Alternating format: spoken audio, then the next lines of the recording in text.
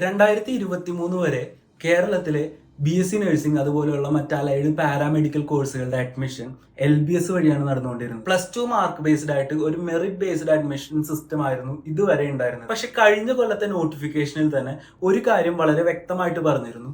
അടുത്ത വർഷം മുതൽ BSc നഴ്സിംഗ് അഡ്മിഷൻ എൻട്രൻസ് വഴിയായിരിക്കും. അപ്പോൾ ഒരുപാട് കുട്ടികൾക്ക് ഉണ്ടായ സംശയമാണ് ആ എൻട്രൻസ് നീറ്റോ കീമോ ആണോ. പക്ഷെ അതിൽ ഒരു കാര്യം ആദ്യം തന്നെ പറയട്ടെ, നീറ്റും കീമോ അല്ല എൻട്രൻസ്.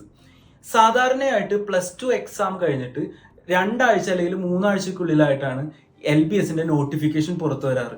അപ്പോൾ ആ ഒരു കണക്ക് വെച്ച് നോക്കുമ്പോൾ അടുത്ത ആഴ്ചയോ അതിന്റെ അടുത്ത ആഴ്ചയോ ആയിട്ട് ഈ കാര്യത്തിൽ ഒരു നോട്ടിഫിക്കേഷൻ പുറത്തു വരും.